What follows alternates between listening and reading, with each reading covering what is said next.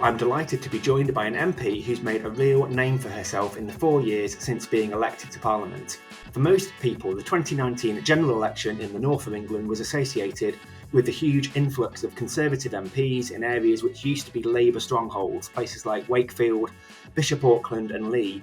But in Warrington North, there was a new Labour MP on the scene, Shadow Nichols, the daughter of Merseyside-born union leader Ged Nichols, and elected with a 1,500 vote majority at the age of 28. She's served as Shadow Equalities Minister under Keir Starmer, as well as briefly being part of the Jeremy Corbyn administration, but her success and high profile has come at a cost. It emerged recently that she gets more toxic tweets than any MP in the Northwest and attributes her suffering with post-traumatic stress disorder on the abuse that she's received online. And last week, with more sexual assault allegations emerging against a Labour MP, she's spoken out against the rotten culture in Westminster and suggested that there have been times when Labour cannot keep our own house in order. But in Parliament, she has got plenty of big issues on her plate. She's the chair of the all-party parliamentary groups on issues as diverse as pubs, nuclear and MS. And last week, she led a debate on how wrestling is licensed and whether it should be treated as a sport or just theatre. So a whole host of things to talk about. Charlotte, welcome to the podcast. No, thank you for having me on. No problem at all. So we're probably 3/4 of the way through your first term as an MP, and it's been an insane few years of politics, hasn't it? Like so much has happened. What's it been like being in that maelstrom as someone entering Westminster politics for the first time? How have you found it? I mean, I think right from the very get-go, it's been a totally bizarre experience. I mean, 6 weeks before the general election, there wasn't even a vacancy in the seat I now represent. I'd never had any particular desire to go into politics.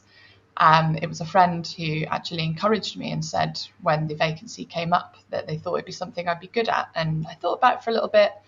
And kind of chucked an application in thinking that it would be a funny story to tell the grandkids that, you know, once I almost became a Labour candidate back in those halcyon days of 2019. But, you know, to my surprise, I was selected a few days later and then elected about a month after that. And from the minute that I arrived in Westminster, having not really had any time to think about what the job might look like, what it might be like to be an MP, because, of course, I've been thrown straight into the kind of tail end of the general election campaign. So I was very focused on the campaign. When I arrived, you know, it's obviously a very strange place, very kind of grand and, but also at the same time, kind of falling down, lots of mice, paint peeling and all this sort of thing. So it's the real balance of those two things and lots of systems and processes that I was having to wrap my head around. You know, what is a statutory instrument? How do we even vote? You know, where's my office? And, you know, all of these sorts of things that you'd find in a new job anyway. But of course, within a few weeks of our arrival, you know, cases started to emerge of novel virus in Wuhan in China. And sort of from then on, life has never really gone back to normal. You know, I often joke that we haven't had a precedented time since we arrived, and even things that came much later on from the pandemic, including the passing away of our longest serving monarch in the country. Well, of course, none of us here in Westminster knew what happens when that happens, because there was no one that was around the last time that this had happened. So it's felt very much like flying by the seat of your pants for the last 4 years. But yeah, it's an experience unlike any other, I think. Yeah, it sounds it. And I'm always intrigued about the kinds of issues as an MP you hear most about from your constituents. I mean, is it things like, you know, big national topics that are top of the news agenda, like Boris Johnson and Partygate, or what Labour and Keir Starmer is doing nationally? Or is it mostly super local issues like my bin's not being collected, or what are you doing about this road or this bypass or whatever? It's a real mix on any given day and in any given surgery session that you run. You know, you'll have cases that can be sort of very complex, things that you're liaising with multiple different agencies, from the police to schools and all of these sorts of things to help resolve an individual issue for a constituent or their family, particularly on things like visa appeals and things like that. But you can also have people that turn up to your surgery to tell you that, the council hasn't swept their street recently, or that there's a pigeon trapped in the netting at Warrington Central Station. And actually, the lovely thing about being an MP is that there is nothing that people can't come to you about. And what you think your day is going to look like, when you go into the office of a morning, and some of the issues and things that you've had to wrap your head around over the course of the day are two completely different things. I mean, I do find certainly the thing that I think we've had the most contact about ever was during the pandemic, when Dominic Cummings went for his infamous eye test in Barnard Castle. I think I had hundreds of emails about that, and they were all individually written emails by people as well. So it wasn't a campaign email that, people can click on a website and it'll kind of generate a letter to their MP. This was people writing to me individually, specifically, to tell me about how watching this on the news had made them feel about some of the sacrifices they'd had to make. I find animal welfare is one of the things that I get probably the most contact about on a policy level, whether it's to do with the Kept Animals Bill, looking after pets, stopping puppy smuggling, making sure that we've got high welfare standards for imports, whether it's for pets or for, things like meat. But as I said, it's people can contact you about such a broad range of things that this is how I started to get interested in things like drugs policy reform, particularly around things like psilocybin, which is the active ingredient in magic mushrooms for people with PTSD, or people will get in contact with you about, war crimes legislation, or things that you didn't really know anything about before someone got in contact with you and asked you about it and told you why it was important to them. And then it suddenly becomes one of the things that you're campaigning on in Parliament.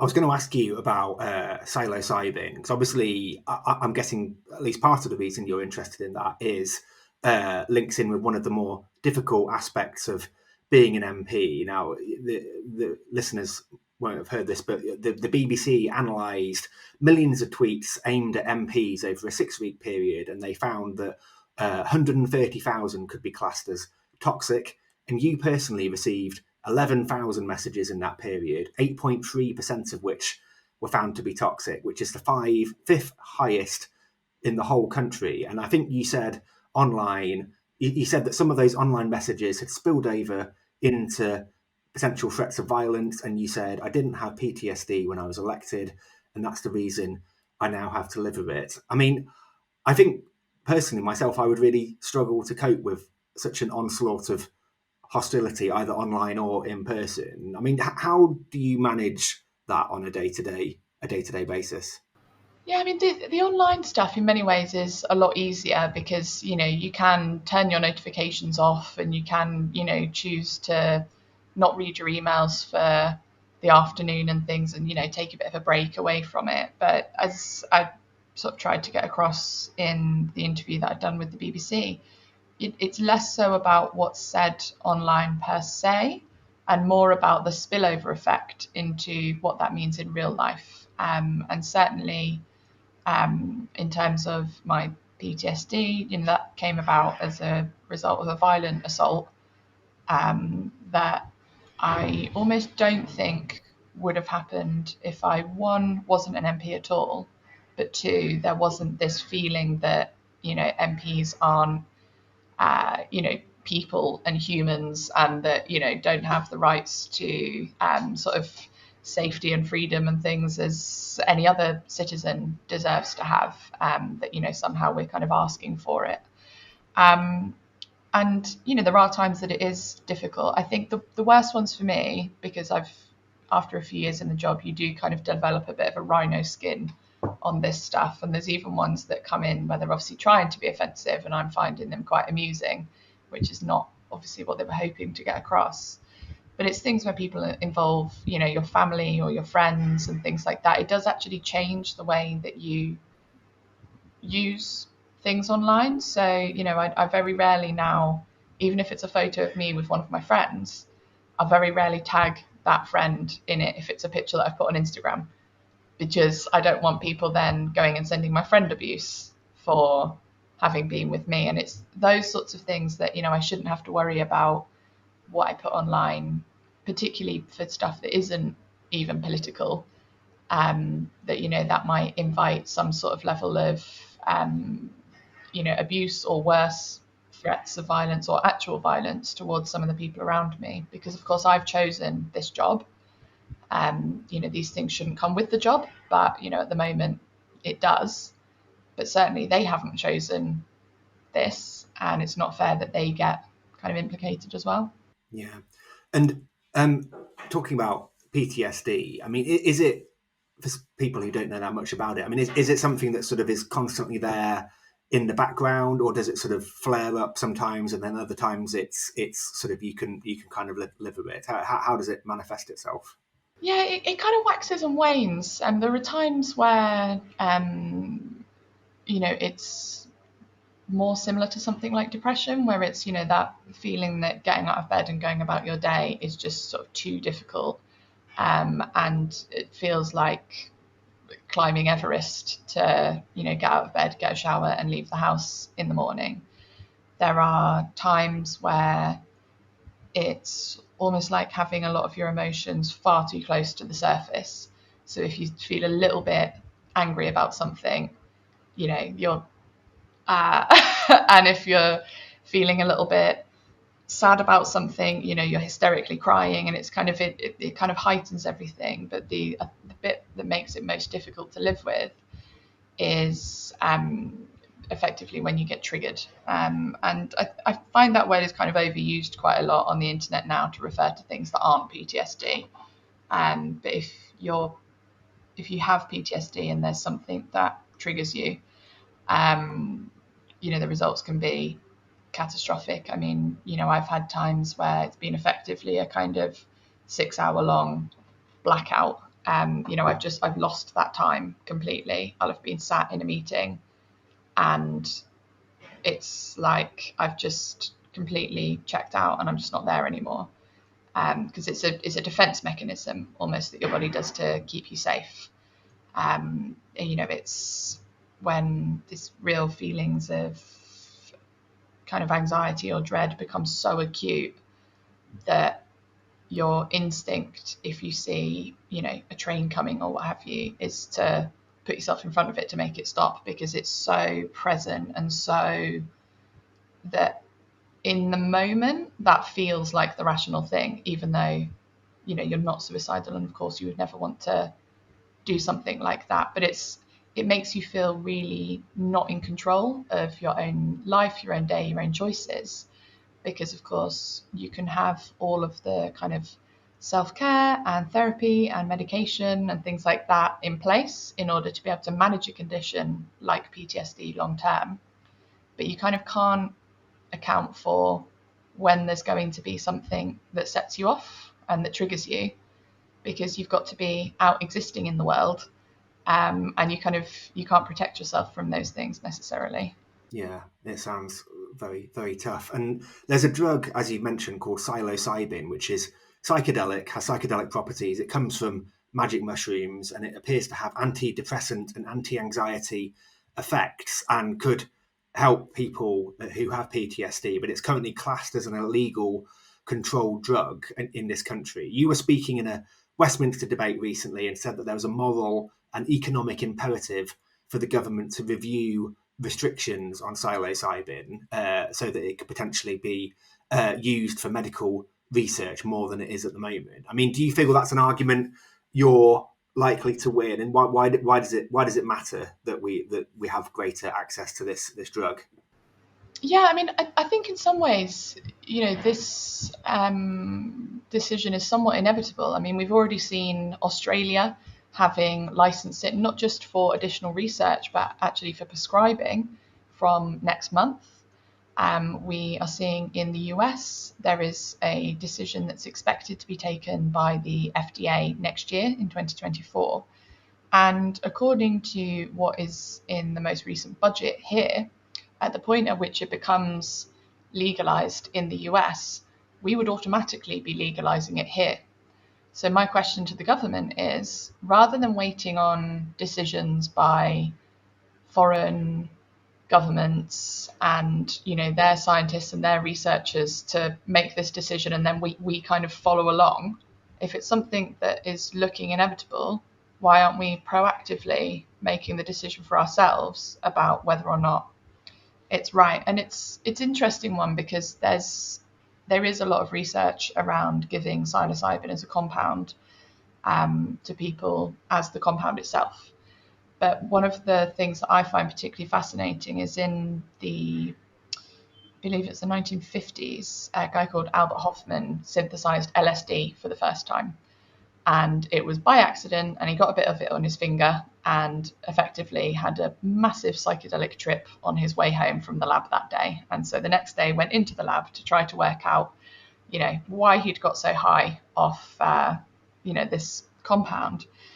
And all of the research and development that they did into LSD was actually what allowed us to understand for the first time serotonin and dopamine in the brain, which then led to the development of all of the modern class of antidepressant drugs known as SSRIs. So, things like Prozac, citalopram, sertraline, and so on. The most commonly prescribed antidepressants today only exist because Albert Hofmann accidentally synthesized LSD. So the more research that we allow into psilocybin, it might not even be psilocybin that people end up getting given, in terms of understanding what it's doing in the brain and how it's doing that and how it's helping. We might find that you don't even need the trip, for example, in order to see some of the beneficial effects. I mean, we're not yet at a place where we know fully what it's doing and why yet. But certainly there's been clinical studies that have shown far greater promise in treating addiction disorders, treating depression, treating PTSD than some of these more traditional methods we've been using for the last 60 years or so. And at a time when we have a mental health crisis in this country, where people often can't access the support that they need, when suicide is one of the biggest killers of under 40s, particularly for men, I think that we should be doing everything we can, not just for people's dignity as individuals, but for the fact that there are many people who might feel like, because their depression is so acute, that they can't work, or that no one would want them in a workplace, or that there's not something they can contribute, when actually if you could fix their underlying mental health condition, get them to a point that it's manageable, they're able to participate in society much more freely as well. So even if you look at it just as a pure economics argument and you take out the moral argument, I think there's still a really strong case for it. That's really interesting. We'll see how that develops. Now, I wanted to ask you about the rotten culture in Westminster, because it's an issue, I guess, that for a lot of people who aren't in Westminster feels like a foreign concept, but it is very important. And you've done a few bits of media in the last few days in the light of the case of this Swansea West MP, Geraint Davies, who's been suspended following allegations of sexual harassment. And I was astonished to hear that when you first became an MP, you were given a list of 30 names of parliamentarians that you really ought to stay away from because of the fear of sexual harassment. And I think, looking at it from a perspective of someone outside Westminster, it seems amazing that such behaviour could be so widely tolerated in 2023. And I'm just interested in your view about what it is about this particular institution that allows or encourages this behaviour in a way that wouldn't be tolerated in most other settings. I think one of the key parts of the problem, and a lot of this goes back to it, is this idea that Westminster is in some way exceptional. So, by virtue of being MPs and the role and status that we have within, our kind of democratic structure, means that, we should be kind of separate and different from the way that any other workplace operates. So that's kind of embedded itself in all sorts of different ways down the years, right down to things like each MP is their own employer. So I'm an employer of 6 people, but there's no, for my staff, There's no HR function kind of beyond me. I am their employer. So if you add in all the 650 MPs, 650 different sets of working practices, 650 different sets of, contracts, ways of treating people, all of these sorts of things, people that are better or worse managers and things than others, people that are nicer or more horrible to the people that work for them. There's kind of no real accountability there. We're all ourselves self-employed. So again, we're not responsible to Parliament, we're not responsible to our parties. And a lot of the time, we are ultimately obviously accountable to our electorates in the constituencies we represent.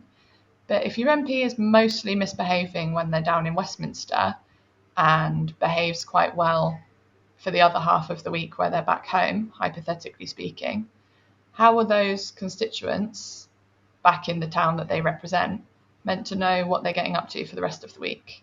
So that kind of, there's a level of like distancing of these things from the people that are actually able to do anything about it. I think all the parties and Parliament itself has sort of long had this tendency to kind of hide behind structures that are failing. So they might have received a series of reports around someone, but they would kind of say, oh, well, if you've not gone to the police, then, there's nothing we can do. When that's never been the case, because that's never the case in any other workplace. If you worked in a school or a doctor's surgery or, an office and, someone said to their manager about, a serious case like this, they would be supported in coming forward. That person would probably face some level of paid suspension while it was investigated. Safeguarding measures would be put in place to keep those two people apart from each other while it was resolved. These kind of processes would happen.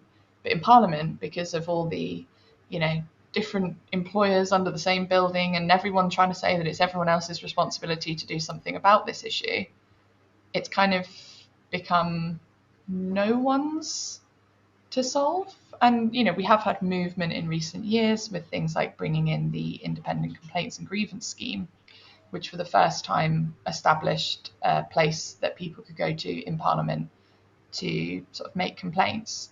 But what we are seeing is that in those sorts of cases, they're taking, up to 2 years to resolve. And in that time, that person might get a 4 or 5 day unpaid suspension from work as the kind of punishment. So a lot of people will think if it's something that's happened to them, that, even if they get a positive outcome in the case, it's probably not worth doing. And for the people that are the perpetrators, they kind of feel like the risk of getting caught is so low that it doesn't really act as any kind of deterrent on that behaviour. But ultimately, and I say this all the time, these things, it's sexual misconduct and sexual abuse and assault. It's not about sex, it's about power.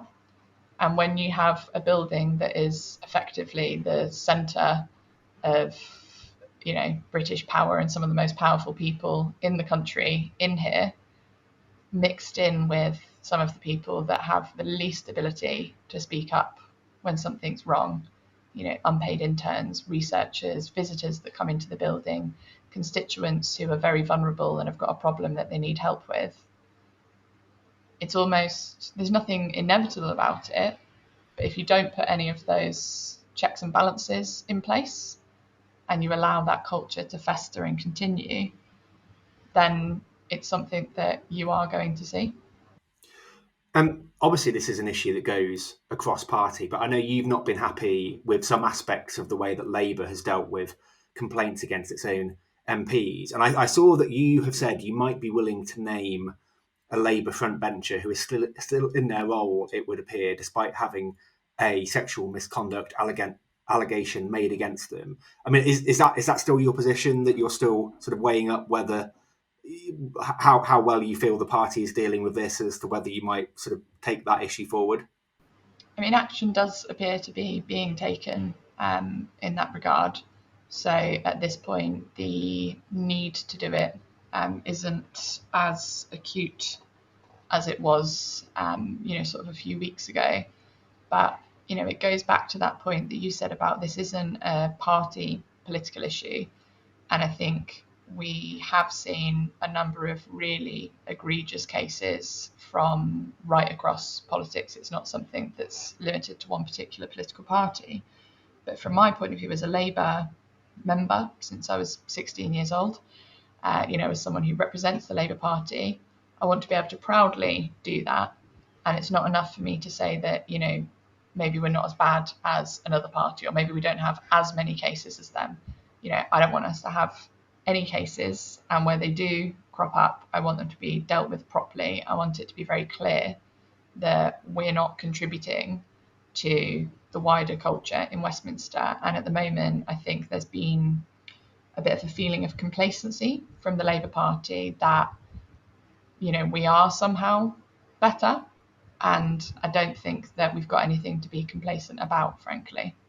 So, I mean, it seems to me that given the topics we've dwelt on a little bit today about being a politician, it sounds like there's quite a lot of aspects of life in Westminster that is pretty tough. And given your experiences of the last 4 years, I'm wondering, do you still get satisfaction from the job? Do you feel proud to be an MP? And what would you say to other young women who might be thinking about entering the world of politics, given everything that you've said and we've discussed? Yeah, I mean, it's one of the things. It is. I can't think of another job that's like it, and it's one of those things that every day is something completely different. I mean, just as I think it was last Wednesday as a pretty good example of this, starting out the day with leading a Westminster Hall debate on Home Office licensing of professional wrestling by councils. Jean Simmons was then there in PMQs as a guest of Ian Paisley, even more bizarrely, and then met with the Dogs Trust, and then I've met with some neurologists and researchers and people that were looking into cannabis-based medicines for paediatric epilepsy, some from all over the world, and all of these sort of things had happened over the course of a single day. That was just one day in Westminster. And I think if you're someone that really needs a sort of really set routine and structure and things always working on time and going to plan, whether you're a man or a woman, I would say that maybe Westminster might not be the place for you on that front, because it's, nothing ever runs to time or to plan in this place. But if you're someone that thrives on the kind of, and I don't want to say chaos, because it isn't necessarily, but it's, that kind of change and that difference, and being able to kind of take a small idea or something that someone said to you in a constituency surgery one week, and then to be able to kind of turn that into, a national campaign and a law that you've had changed and things. There's not another job that you can do that. And I think the bit that I particularly enjoy, and particularly in the constituency I represent, is what your job can mean to other people, which sounds like a really odd way of phrasing it, but as a kind of example, we have some schools that have some quite disadvantaged pupils, and these pupils might not have had a lot of people tell them throughout their life that, they're good and they're smart and they can go on to achieve good things. Like the kind of role models, adults that they get this positive feedback from can be quite limited. And so because they see that you're their MP and they know you as someone that is on the telly and in the local paper, even if they don't really understand what it is that you do, when you give them some kind of positive affirmation or feedback about, a project that they've worked on, or, you tell them that you're proud of them for something that they've done, you can really see the way that their kind of chests puff out, and it's sort of, and what that means to them.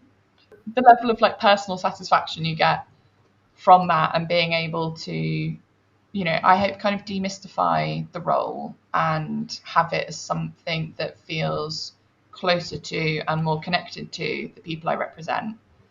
That is a really lovely thing. And the amount of people that tell me things like, oh, I've never met an MP before, or oh, I didn't think, I thought MPs had to look a certain way, or I thought they had to be a certain way.